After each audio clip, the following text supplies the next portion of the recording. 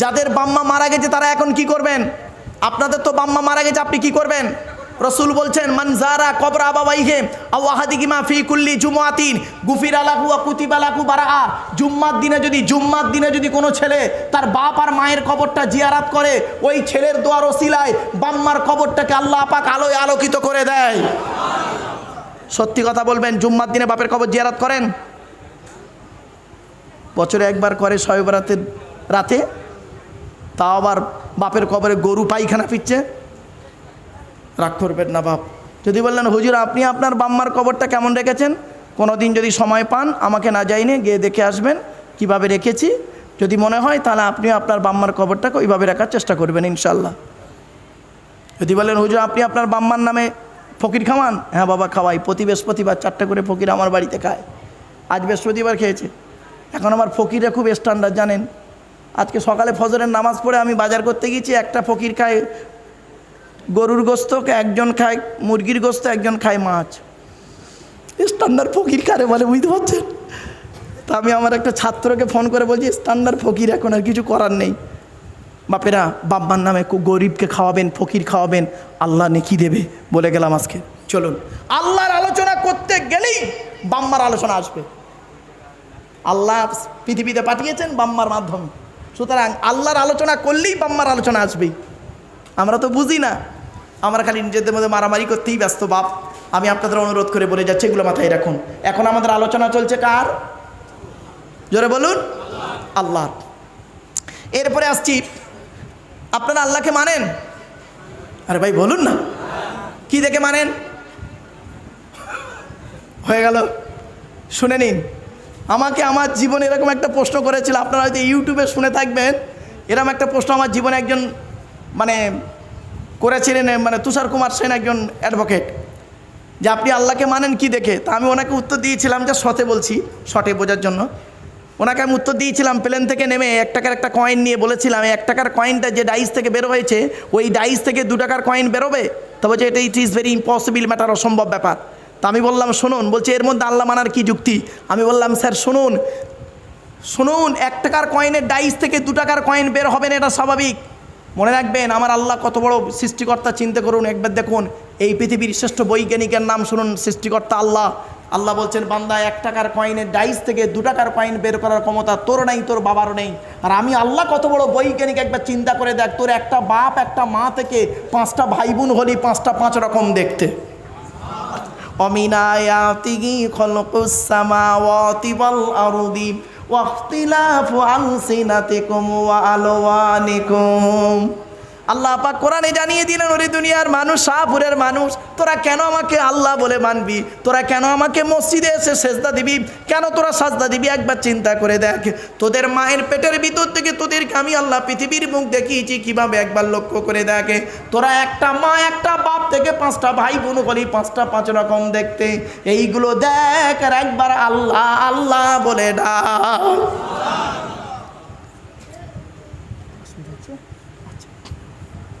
আমার বাপেরা ভাবুন।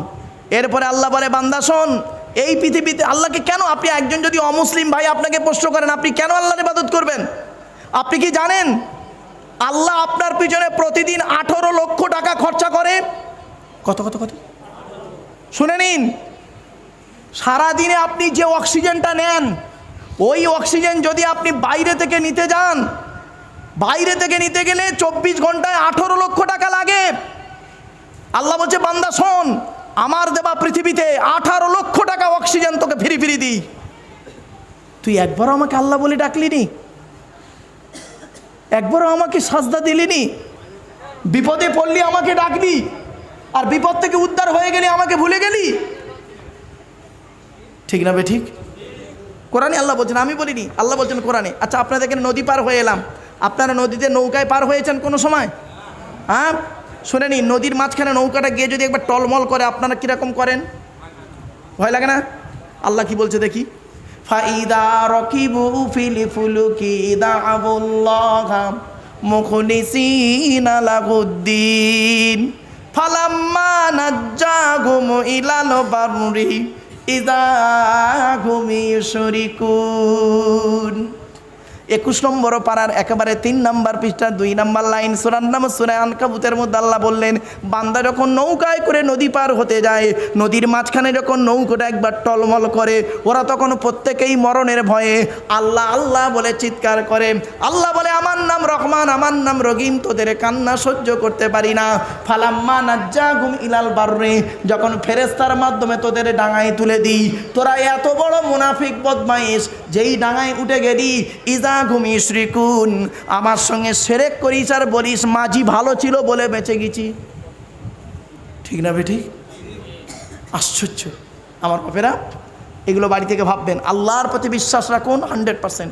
আল্লাহ বলে, বান্দা শোন, এই পৃথিবীর জমিনে যখন কোনো কাজ করতে যাবি, পৃথিবীর কোনো ব্যক্তি বস্তুর উপরে ভরসা করে করবি না। ইজা আযামতা ফাতাওয়াক্কাল আলাল্লাহ, ইন্নাল্লাহা ইউহিব্বুল মুতাওয়াক্কিলিন। 4 নম্বর পারা 10 নম্বর পৃষ্ঠা 3 নম্বর লাইন, সূরার নাম সূরা আল ইমরানের মধ্যে আল্লাহ পাক বলে দিলেন, বান্দা তুই যখন কোনো কাজ করতে যাবি, পৃথিবীর কোনো ব্যক্তি বস্তুর উপরে ভরসা করে কাজে নামবি না, একমাত্র আল্লাহর উপরে ভরসা করে কাজে নামবি। যারা আল্লাহর উপরে ভরসা করে কাজে নামে, আমি আল্লাহ তাদের অত্যন্ত ভালোবাসি। ও আমার জলসা কমিটির ভাইয়েরা, জলসা দেবেন কোনো ব্যক্তির উপরে ভরসা করে নয়, জলসা হবে একমাত্র আল্লাহর উপরে ভরসা করে। জোরে বলুন। আমার বাপেরা, এতক্ষণ আমি আপনাদেরকে আল্লাহ সম্পর্কে ধারণা দিয়েছি আধা ঘন্টা, বেশি নয়, 35-40 মিনিট আল্লাহ সম্পর্কে বলেছি, আর নয়। এবার আসছি আল্লাহর পরে, কেন অনেকগুলো পাঠ আছে, মনে আছে না ভুলে গেছেন? আল্লাহর পরে স্থানগুলো কাদের বলেছি? নবী। চলুন, নবীদের পরিচয় কটা বলেছি? কটা? 3টে। কি কি শুনে নিন। 1 নম্বর, যিনি নবী হবেন তার চরিত্র উত্তম হতে হবে। 2 নম্বর, যিনি নবী হবেন তার উপর আল্লাহর তরফ থেকে ওহী নাযিল হতে হবে। 3 নম্বর, যিনি নবী হবেন তার দ্বারাই অলৌকিক ঘটনা ঘটতে হবে, 1টা হোক বা 50টা হোক। পৃথিবীতে যত নবী এসেছেন, প্রত্যেক নবীর মাধ্যমে আল্লাহ পাক 1 থেকে 50টার ভিতরে মুআজিজা দিয়েছেন। কিন্তু আমার নবী, বিশ্ব নবী, কুল কায়নাতের রসুল, রহমাতুল লিল আলামিন, মুহাম্মদ মুস্তাফা সাল্লাল্লাহু আলাইহি ওয়াসাল্লাম, তার মাধ্যমে আল্লাহ পাক পৃথিবীতে 1000-এরও বেশি মুআজিজা দিয়েছেন। জোরে বলুন। কটা জানেন? 1000-এরও বেশি মুআজিজা। আজকের গোটা কথা বলবো, চিন্তা নেই। চলুন, এখন আমাদের নবীর পরিচয়টা তো জেনে নিতে হবে নাকি? আরে ভাই বলুন না। আচ্ছা, আগে নবীর পরিচয়টা জেনে নিই। আমাদের নবীর নাম কি? নবী কোন বংশে জন্মগ্রহণ করেছেন বাবা? জোরে বলুন। কুরাইশ। কুরাইশটা কে? কার নাম কুরাইশ? শুনে নিন, ভালো করে শুনে নিন, সুবহানাল্লাহ জোরে বলতে হবে, পারবেন তো? চলো, কোন বংশ বললেন? কুরাইশ।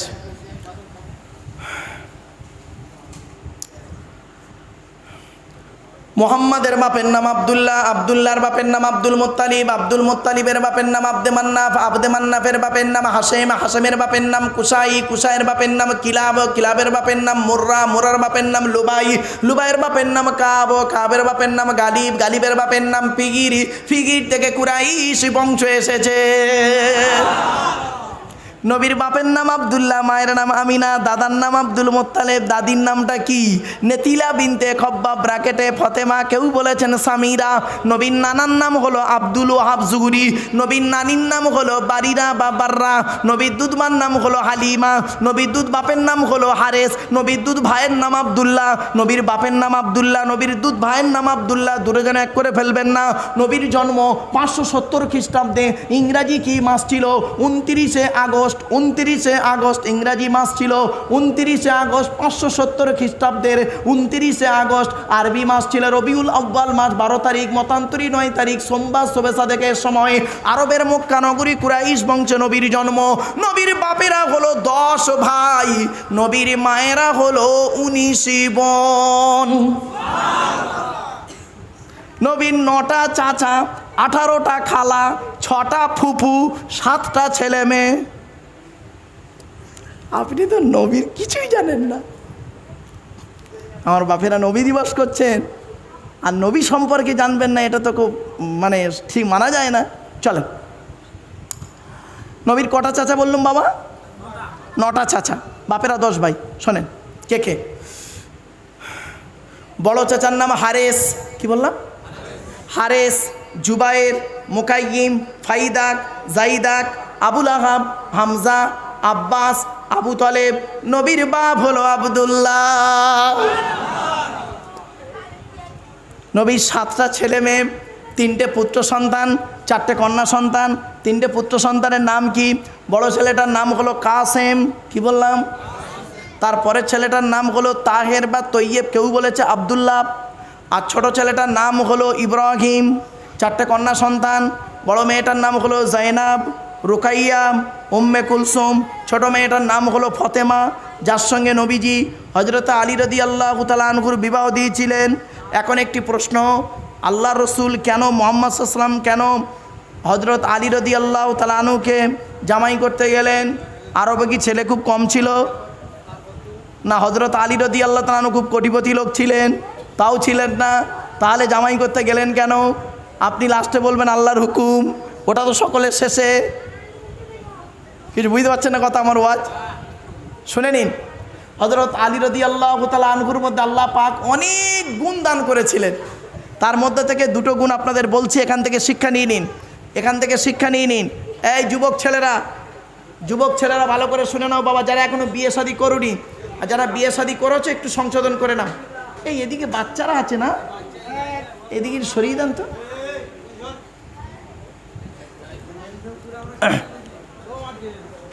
হ্যাঁ, ও আমার বাপেরা শুনে নিন, হযরত আলী রাদিয়াল্লাহু তাআলা আনহুকে জামাই করলেন, এখান থেকে শিক্ষা নিয়ে নিন। হযরত আলী রাদিয়াল্লাহু তাআলা আনহুর মধ্যে আল্লাহ পাক অনেকগুলো গুণ দান করেছিলেন। তার মধ্যে থেকে 2টো গুণ আপনাদের বলছি, শুনে নিন। এখান থেকে শিক্ষা নিন কোন ছেলেকে জামাই করবেন। মা বোনেদের বলে যাচ্ছি, যাই তাই ছেলেকে জামাই করবেন না। খালি একলা বাপের একটা ছেলে দেখে ছুটবেন না, সব একলা বাপের একটা ছেলে সমান নয়। আর কোন মেয়েকে বৌমা করবেন, খালি সাদা চামড়া দেখে আর বৌমা করতে ছুটবেন, ফেসে যাবেন। সব সাদা চামড়ার মেয়ে ভালো নয়। কোন মেয়েকে বৌমা করবেন, এই কোরআনে লেখা আছে যে মেয়ের মধ্যে 6টা গুণ আছে। যে মেয়ের মধ্যে 6টা গুণ পাবে ওই মেয়েকে বৌমা করবেন। আর কোন ছেলেকে জামাই করবেন, যে ছেলের মধ্যে কমসে কম 2টো গুণ পাবেন। আগে ছেলেদেরটা বলে দিই, শুনে নিন ছেলেদের 2টো গুণ কি কি। 1 নাম্বার, ছেলেটি সৎ ছেলে কিনা খবর নেবে। সৎ কাকে বলে? বক্তব্যের শুরুতেই বলেছিলাম, মনে আছে? 2 ঠোঁটের মাঝখানে 2 রানের বীজখানে। বাড়ি থেকে ভাববেন, আপনারা মেয়ে দেখতে গেলে, ছেলের বিয়ে দিতে গেলে মেয়ে কটা প্রেম করেছে দেখেন, আর ছেলে কটা মেয়ে নষ্ট করেছে এটা দেখেন না কেন? ও, এইটার বেলা দোষ না। চলুন, 1 নাম্বার ছেলেটি সৎ ছেলে কিনা খবর নেবেন। 2 নাম্বার ছেলেটি কর্মী কিনা খবর নেবে। কর্মী ভাষাটা বোঝেন? কর্মী মানে পরিশ্রম করে, কি বলেন আপনারা? খাটে, কুড়ে নয়। কোন মেয়েকে বৌমা করবেন ভালো করে শুনে নিন। এই কোরআনে আছে, আল্লাহ বলেছেন মুসলিমা কটা গুণ থাকবে মেয়েদের? 6টা। মুসলিমাতিন, মুমিনাতিন, কনিতাতিন, তাইবাতিন, আবিদাতিন, সাইহাতিন, সাইয়্যিবাতিন ওয়া আবকারা। 28 নম্বর পারার 19 নম্বর পৃষ্ঠার 11 নম্বর লাইন, সূরার নাম সূরা তাহরিমের 5 নম্বর আয়াত। কোন মেয়েকে বৌমা করবেন শুনে নিন। 1 নাম্বার, মেয়েটি মুসলমান কিনা খবর নেবেন। 2 নাম্বার, মেয়েটি বিশ্বাসী মোমেনা কিনা খবর নেবেন। 3 নাম্বারটা খুব ইম্পর্টেন্ট, ভালো করে শুনে নিন। কনিতাতিন, আনুগত্যশীলা মেয়ে কিনা খবর নেবেন। দূর থেকে খবর নিয়ে দেখবেন মেয়েটি ওর বাপ আর মাকে ভক্তি শ্রদ্ধা করে কিনা খবর নেবেন। দূর থেকে খবর নিয়ে সঠিক তথ্য যদি পেয়ে যান মেয়েটি ওর বাপ আর মাকে ভক্তি শ্রদ্ধা করে না, ও যত সুন্দরী মেয়ে হোক, যত বড় হাজি সাহেব পীর সাহেবের মেয়ে হোক, খবরদার ওই মেয়েকে বৌমা করবেন না। ও ওর নিজের বাম্মাকে ভক্তি শ্রদ্ধা করে না, তোমার বাম্মার পাতে সহজে 1 থালা ভাত দিতে চাইবে না। বেশিরভাগ মেয়ের সংসার নষ্ট হয় মেয়ের মায়ের কান ভাঙানিতে, ঠিক না বে ঠিক? আজ বর্তমান সময়ে মেয়ের মায়েদের বলে যাচ্ছি, মা বোনেরা ভুল বুঝবেন না। মেয়ের মা হয়েছেন, একটু নত হয়ে থাকবেন। ছেলের মায়ের সঙ্গে টেক্কা দিতে যেওনি। যে জিনিসটা তুমি পাঠিয়েছো 18 বছর মানুষ করে, যে জিনিসটা পাঠিয়েছো ওইটাকেই তুমি 10 মাস পেটে ধরেছিলে। কি জিনিস তুমি পাঠিয়েছো? তুমি ভালোই জানো। ঠিক না বে ঠিক? রাগ করবেন না, অতি বাস্তব কথা। বেশিরভাগ মেয়ের সংসার নষ্ট হয় মেয়ের মায়ের কান ভাঙানিতে। দেখবেন যে মেয়ের মা যত বেশি চালাক, যে মেয়ের মা যত বেশি চালাক, ওই মেয়ের কপালে তত তাড়াতাড়ি তলাক। ঠিক না বে ঠিক? ওই মেয়ের কপালে তত তাড়াতাড়ি। এই জন্য মেয়ের মা, যে মেয়ে দেখবেন বিয়ের পরে, শুনে নিন, যে মেয়েকে দেখবেন বিয়ের পরে মা ভক্তি খুব, বাম্মার টান বেশি, ওই মেয়ের সংসারে শান্তি আসবে না। বলে গেলাম আজকের বাবা, আমি প্র্যাকটিক্যাল করা মানুষ, বাস্তব। 1994 সাল থেকে আজ 2025, 31 বছর জলসা জীবনের অভিজ্ঞতাকে সামনের কাজ বললাম। যে মেয়ে দেখবেন বিয়ের পরে ওর বাম্মার কথায় ওঠে বসে, স্বামীর কথার গুরুত্ব নেই, ওই মেয়ে জাহান্নামী নারী। ওই মেয়ের সংসার কোনোদিন ভালো হবে না। শুনে নিন, মেয়েদের শত্রু হলো পৃথিবীতে দুটো। কটা? দুটো। এক নাম্বার হলো সতীন। কি বললাম? সতীন হলো মেয়েদের চরম শত্রু। কিরকম শত্রু দেখবেন একটু খুলে বলে দিই। মেয়েদের বুদ্ধি দেখুন, মেয়েদের বুদ্ধি কিরকম। স্বামী মরে যায় যাক, সতীন তো বিধবা হলো। বুঝতে পারেনি না? ও নিজে যে বিধবা হয়ে গেছে ওর খেয়াল নেই, সতীন বিধবা হয়েছে, খুব খুশি। মেয়েদের আর একটা শত্রুর নাম শুনুন, ননদ।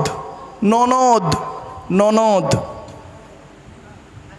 এজন্য আপনাদের বলে যাচ্ছি, শুনে নিন, এই পুরুষেরা শুনে নিন, আপনি যখন আপনার বোনকে ছোলা, চিনি, জামা কাপড়, টাকা পয়সা দেবেন, বউকে না যাইনে দেওয়াটাই উত্তম। বউকে না যাইনে দেওয়াটাই উত্তম। আর এ বোকা অনেকে আছে, বউ পাগলা বিবির গোলাম, কি করে, বোনকে একটা শাড়ি দিচ্ছে, বউকে জানিয়ে, জানো সোনা এইটা বোনকে দিচ্ছি, ওর কলজো ফেটে যাবে। বাস্তবটাই বললাম, ভুল বললাম বুঝি না? বাস্তবটাই বললাম। আচ্ছা, আপনারা কেন বইয়ের অনুমতি নেবেন না? আপনাদের তো বইয়ের অনুমতি নিতেই হবে, অবশ্যই নিতে হবে আপনাদের বইয়ের অনুমতি। কেন নেবেন? মনে আছে? রাগ করবেন না, আমার ওয়াজ তো মিচিরি ছুরি, মিষ্টি মিষ্টি ওয়াজ, আর অন্তরে ছুরি মারা ওয়াজ আমার। কেন বইয়ের অনুমতি নেবেন? মনে আছে? বিয়ের রাতে, বাসর রাতে, ফুলসজ্জার রাতে, বইয়ের ঘরে গভীর রাতে একা যখন ঢুকেছিলেন, কি বলেছিলেন? মাথা হেঁট করে মনে পড়ছে? 50,000 টাকা ইয়াম্মা গাড়ি, 5 ভরি সোনার বিনিময়ে আজ থেকে তোমার বাপের কেনা চাকর গোলাম হইয়া গেলাম। তুমি যাহাই বলিবে তাহাই শুনিব, গণ্ডগোল যদি করি মারিতে দ্বিধা বোধ করিবে না।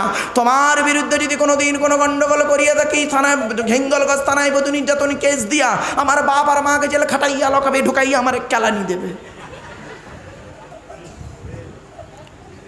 কথাটা শুনতে হাসি লাগছে, কিন্তু আমাকে বলতে কিন্তু বাধ্য হতে হচ্ছে। একেবারে কচি খোকা নয়, সব সাদা, জানেন, সব সাদা। মেহেন্দি করেছি তাই মনে হয় লাল হয়ে আছে, তাই এখানে আবার ধরা পড়ে গেছি। বাস্তবটাই বললাম বাবা। এজন্য অনুরোধ করে বলে যাচ্ছি, বইয়ের কথা শুনে বাম্মাকে কাঁদাবেন না। শুনে নিন, একটা হাদিস বলছি, চমকে যাবেন। আজ আপনারা শাহপুরের মানুষ, চমকে যাবেন এই হাদিসটা শুনে। আল্লাহর নবী একদিন সাহাবীদের বলছেন, তোমাদের বাড়িতে কারা আছে গো? কয় শ্রেণীর মেয়ে ছেলে আছে তোমাদের বাড়িতে? সাহাবীরা বললেন, ইয়া রাসূল আল্লাহ, আমাদের বাড়িতে 4 শ্রেণীর মেয়ে ছেলে আছে। কয় শ্রেণীর? আপনারা আমার বাড়িতে আসছে কে কে? মা, বোন, মেয়ে, বউ। মা, বোন, মেয়ে, বউ। আল্লাহর নবী বললেন, তোমরা কি করে বুঝবে এই 4 শ্রেণীর মেয়ে ছেলে জান্নাতি না জাহান্নামী?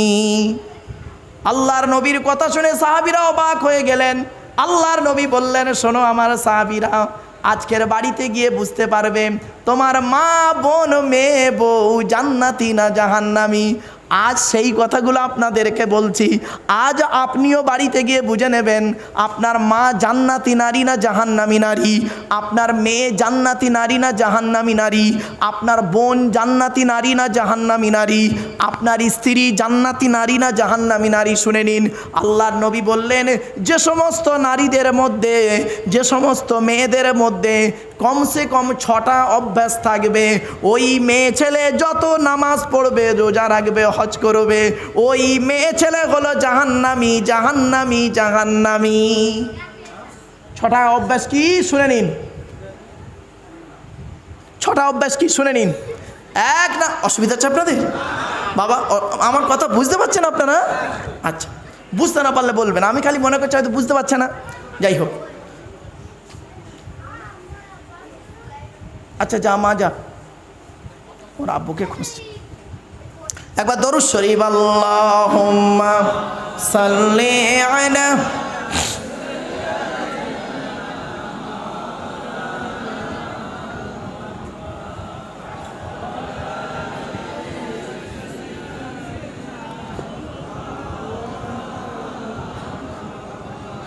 রবিউল আওয়ালি তোমায় ডাকি সকলে, রবিউল আওয়ালি তোমায় ডাকে সকলে, তুমি ডাকো উম্মতিয়া,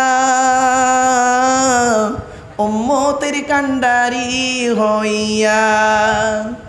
রবিউল আওয়ালি তোমায় ডাকে সকলে, তুমি ডাকো উম্মতিয়া, উম্মতের কান্ডারি হইয়া। আগমনের সময় মতো তুমি ছিলে সাজদায় রত, সকল সৃষ্টি তোমারই সাজদায়, জবান তোমার উম্মতি গান। রবিউল আওয়ালে কি তাই আসলে নূরের জ্যোতি লইয়া, রবিউল আওয়ালে কি তাই আসলে নূরের জ্যোতি লইয়া। রবিউল আওয়ালি তোমায় ডাকে সকলে, তুমি ডাকো উম্মতিয়া, উম্মতের কান্ডারি হইয়া। আল্লাহুম্মা সাল্লি আলা, জোরে জোরে,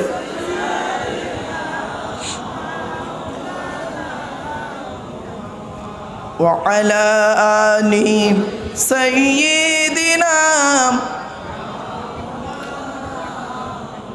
আমার বাপেরা, আল্লাহর নবী বললেন কমসে কটা 6টা অভ্যাস যে নারীর মধ্যে থাকবে। ও আমার মা বোনরা ভালো করে শুনে নিন, মায়েরা বোনেরা, অনুরোধ করে আপনাদের করজোড়ে বলে যাচ্ছি, এই অভ্যাসগুলো যেন আপনাদের মধ্যে যেন না থাকে।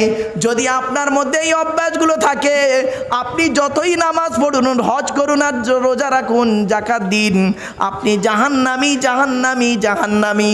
1 নাম্বার নবীজি বললেন যে মেয়ে ছেলে স্বামীর কথার উপরে কথা বলে, স্বামীর সঙ্গে মেজাজ দিয়ে কথা বলে।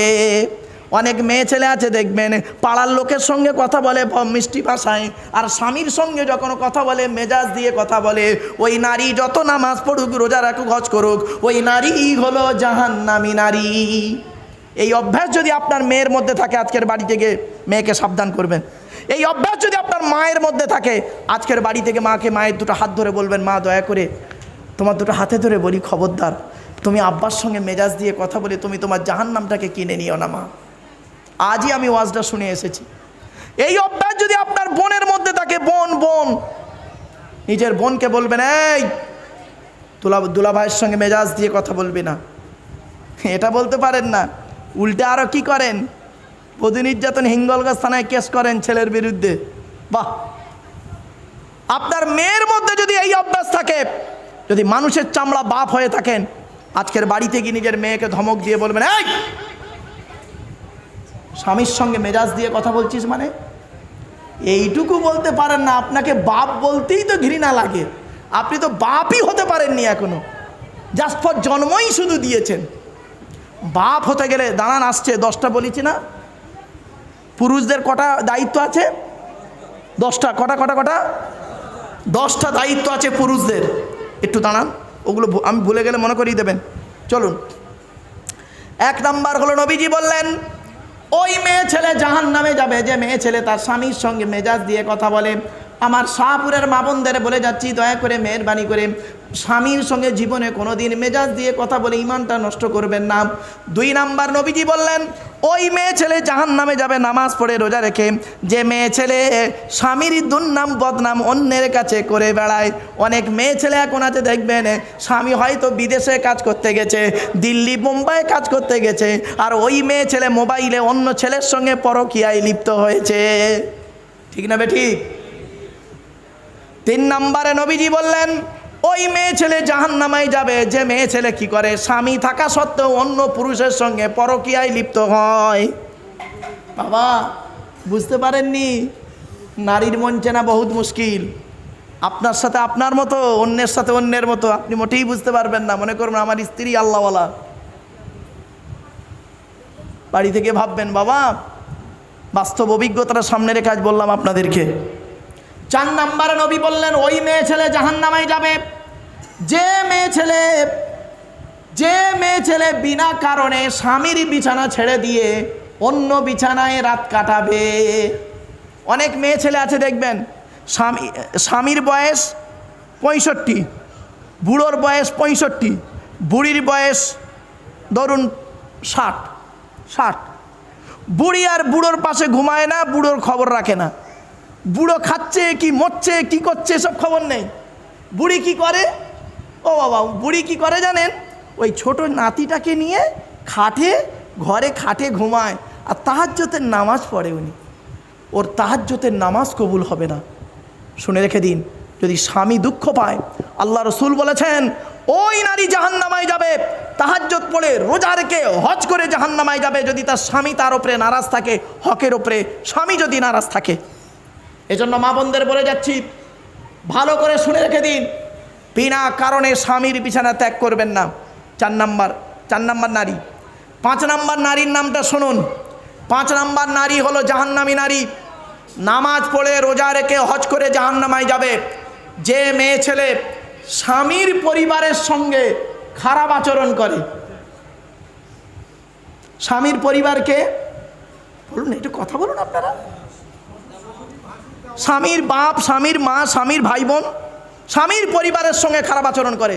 অনেক মেয়ে ছেলে আছে দেখবেন স্বামীর সঙ্গে ভালো ব্যবহার করে, স্বামীর বাম্মার দেখতে পারে না, স্বামীর বাম্মার দেখতে পারে না। এসব দোষ ওই মেয়েদের বলি না, ওই ডাইসটা খারাপ। বুঝতে পারছেন না? ডাইসটা কে মানে বুঝতে পারছেন? এই ডাইসটারই গন্ডগোল। চলুন, তো এজন্য বলি 5 নাম্বার হলো যে মেয়ে ছেলে স্বামীর পরিবারের সঙ্গে খারাপ আচরণ করে। আমার মা বোনদের বলে যাচ্ছি, খবরদার, স্বামীর পরিবারের সঙ্গে খারাপ আচরণ করবেন না। আর একটা কথা মুরব্বীদের বলে যাচ্ছি, বয়োজ্যেষ্ঠ লোকেদের বলে যাচ্ছি, শুনে নিন একটা হাদিস। একজন বয়স্ক লোক নবীর কাছে এসে বলছেন, ইয়া রাসূলুল্লাহ, অনেক দিন বাঁচতে গেলে কি করতে হয়? তা নবীজি মুচকে হেসে ফেললেন, বলছে তোমার বয়স তো বুড়ো হয়ে গেছো, তো এখনও বাঁচতে চাও? বলছে হুজুর বেশি বয়স তো হয়নি। তা বলছে বয়স তো অনেক দেখতে পাচ্ছি, দাড়ি তো সব পেকে গেল। তা বলছে ইয়া রাসূলুল্লাহ, অনেক দিন বাঁচতে গেলে কি করতে হয়? একটা আমল বলে দিন না। নবীজি বললেন শোনো, অনেক দিন বাঁচতে গেলে কি করবে? হায়াত বাড়াতে গেলে শুনে নাও, মেহমানদারি করবে। কি কি কি কি? মেহমানদারি করবে, আর আত্মীয়দের সঙ্গে সুসম্পর্ক রাখবে। আত্মীয়দের খবর নেবেন, ফোন টোন করবেন। এখন ফোন টোন তো করেন না, খালি বউটাকে নিয়ে খালি এখান থেকে বউটাকে নিয়ে খালি বসিরহাট নয় বারাসাত নইলে কলকাতায় ঘর ভাড়া করে আছে, চাকরি করে, বউটাকে নিয়ে রয়েছে, আর ছেলেটাকে মেয়েটাকে নিয়ে। আর দেশের বাড়িতে বাম্মার কোনো খবর নেই তোমার কাছে, বাম্মা বৃদ্ধাশ্রমে আছে। তো শিক্ষিত লোক তোকে বলতে ঘৃণা লাগে, what is the definition of education? Education কাকে বলে? EDUCATION। ই থেকে ইগারলি, ডি থেকে ডেভেলপমেন্ট, ইউ থেকে ইউনিভার্সাল, সি থেকে ক্যাপাবিলিটি, এ থেকে অ্যাক্টিভ, টি থেকে টলারেন্স, আই থেকে ইন্টেলিজেন্ট, ও থেকে ওবিডিয়েন্স, এন থেকে ন্যাচারাল। এতগুলো গুণে গুণান্বিত ব্যক্তিকে বলা হয়, বস্তুকে বলা হয় এডুকেশন বা শিক্ষা। যাকে তাকে শিক্ষা বলে না। শিক্ষাটা নেবে কে? যে নেবে তাকে বলা হয় স্টুডেন্ট। Who is student? কে স্টুডেন্ট? খালি 10টায় গেল 4টেই এলো। হ্যাঁ, আমতলা জামতলা বুড়ির বেলতলা পাঁচতলা, নিকোপার চিড়িয়াখানা, ভিক্টোরিয়া জাদুঘর, তারামণ্ডল, নদীর পার্কে বসে একটু এই কি বলো টাকি ওই রোডসে গিয়ে একটু প্রেম নিবেদন করলো, সারা বছর পড়লো না, পরীক্ষার খাতায় টুকলি আর চুরি করলো। আর ওরে শিক্ষিত লোক বলে না, খবরদার নয়। শুনে নিন, এই স্টুডেন্টরা ভালো করে শুনে নাও, যারা স্টুডেন্ট আছো ভালো করে শুনে নাও। STUDENT, এক একটা লেটার এক একটা গুণাগুণ আছে, তবেই তাকে স্টুডেন্ট বলে। এস থেকে স্টাডি, টি থেকে ট্রুথফুল, সত্যবাদী হতে হবে। এখনকার ছাত্র ছাত্রীরা বেশি মিথ্যাবাদী, এখনকার ছাত্র ছাত্রীরা বেশিরভাগ মিথ্যাবাদী। যদি বললেন হুজুর কি করে বললেন, বাবা আমার স্কুলে মাধ্যমিকের সেন্টার পড়ে, আর আমরা একটা উচ্চ মাধ্যমিক স্কুলে গিয়ে সেন্টার নিতে যাই। মাধ্যমিক এখন লেখাপড়া কোথায় হয় জানেন? পেচ্ছাপখানায়, পায়খানায়। কি বললাম? টয়লেটে, পেচ্ছাপখানায়, পায়খানায় গো বাবা। মাধ্যমিকের সেন্টার যখন হয়, উচ্চ মাধ্যমিকের সেন্টার যখন হয়, ওই সেন্টারের কাছে গিয়ে দেখবেন পেচ্ছাপখানায়, পায়খানায় কি করে জানেন? বইয়ের পৃষ্ঠা ছেঁড়া, টুগলি, মাইক্রো জেরক্স সব ফেলে রেখে চলে এসছে, বই ফেলে রেখে চলে এসছে অবস্থা। এবার আসছি শিক্ষাটা দেবে কে? যে দেবে তাকে বলা হয় টিচার। Who is teacher? কে টিচার? পড়ালেই টিচার না বাবা, টিচার হতে গেলে অনেকগুলো গুণ থাকতে হয়।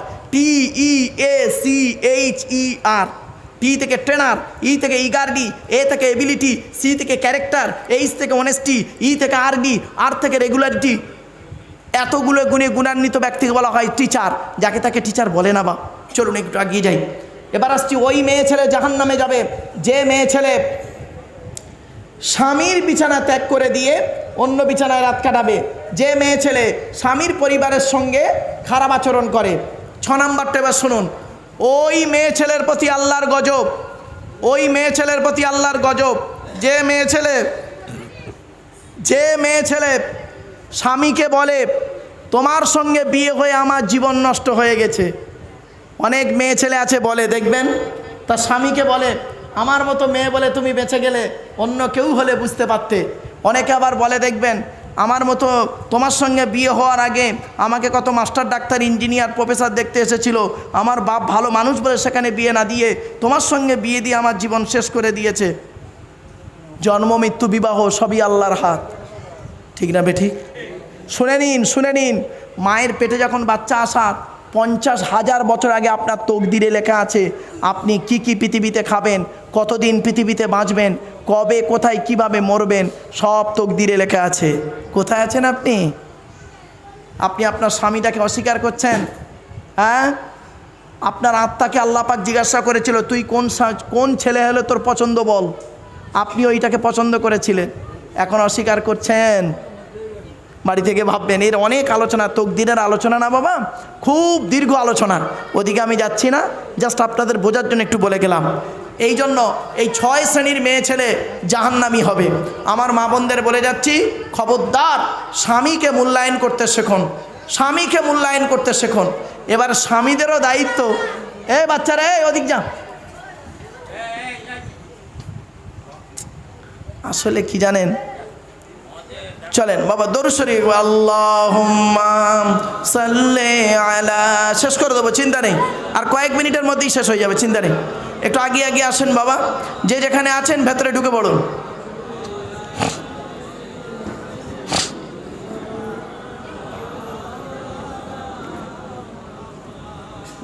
বাবা এই পৃথিবী ছেড়ে যেতে হবে সকলকে, 100%। সংক্ষেপে বলে দিচ্ছি, শুনে নিন। কিয়ামতের মাঠে 2 দিকের প্রশ্ন হবে। কদিকের? 2 দিকের প্রশ্ন হবে। 1 নাম্বার প্রশ্ন হবে আল্লাহর তরফ থেকে প্রশ্ন, আর দ্বিতীয় প্রশ্ন হবে বান্দার তরফ থেকে প্রশ্ন। এখানে যত মানুষ আমরা বসে আছি আল্লাহর তরফের প্রশ্নে মোটামুটি পাশ করে যাব। আল্লাহর তরফের প্রশ্ন কি হবে? আল্লাহ বলবে তুই ঈমান এনেছিলিস আমার উপরে? তা আপনি বলবেন হ্যাঁ। আল্লাহ বলবেন তুই নামাজ পড়েছিলিস? আপনি বলবেন মাঝে মাঝে পড়েছি, মাঝে মাঝে পড়িনি, আল্লাহ তুমি মাফ করে দাও। আল্লাহ বলবেন তুই রোজা রেখেছিলিস? আমি কি বলবো? আল্লাহ মাঝে মাঝে করেছি, মাঝে মাঝে ভেঙে দিয়েছি, আল্লাহ মাফ করে দাও। আল্লাহ বলবেন তুই জাকাত দিয়েছিলিস? আমি কি বলবো? মাঝে মাঝে করেছি, মাঝে মাঝে দিইনি, ইত্যাদি ইত্যাদি, পয়সা খরচ হয়ে যাবার ভয়ে দিইনি। তা আল্লাহ সেদিন যদি ইচ্ছা করলে মাফ করলে করতে পারেন, কারণ আল্লাহ নিজেই বলেছেন ইন্নাল্লাহা লা ইয়াগফিরু আন ইউশরাকা বিহি ওয়া ইয়াগফিরু মা দুনা যালিকা লিমান ইয়াশা। শিরককারীর গুনাহ আমি আল্লাহ মাফ করব না, আর অন্য গুনাহ ইচ্ছা করলে আমি আল্লাহ মাফ করলে করতে পারি। তো রহমানুর রহিম সেদিন যদি মাফ করেন, আল্লাহর তরফের প্রশ্ন আমরা মোটামুটি পাশ করে যাব। ধরা পড়বেন এখানে আমরা যারা আছি, বান্দার তরফের প্রশ্ন। বান্দার তরফের 10 রকম প্রশ্ন হবে। করকম দেখি, আজ বাড়িতে গিয়ে বালিশে মাথা দিয়ে এই 10 রকম প্রশ্নের উত্তর খুঁজে বের করবেন। যদি উত্তরগুলো খুঁজে পান, কাল সকালবেলা উঠে বলবেন, কাল সকালবেলা উঠে বুক চাপড়ে বলবেন ইনশাল্লাহ আমি জান্নাতি জান্নাতি জান্নাতি বলবেন, কাল সকালে বলবেন, বলে গেলাম। আর যদি উত্তর না পান, চেষ্টা করুন। 10 রকমের প্রশ্ন হবে বান্দার তরফ থেকে। কি কি শুনে নিন। 1 নাম্বার, বান্দার তরফ থেকে আল্লাহর প্রশ্ন হবে, স্বামী হিসাবে কতটা দায়িত্ব পালন করেছিলে। কি কি? স্বামী হিসাবে পৃথিবীতে কতটা দায়িত্ব পালন করেছো। আল্লাহর নবী বলেছেন, এই স্বামীরা তোমরা তোমাদের স্ত্রীদের জীবনে 17টা শিক্ষা দান করিও। কটা? তা বউকে কটা শিক্ষা দিয়েছেন? একটাও তো দেননি। দয়া করে একটু শুনে যান অন্তত। 1 নম্বরে নবী বললেন, এই স্বামীরা তোমরা তোমাদের স্ত্রী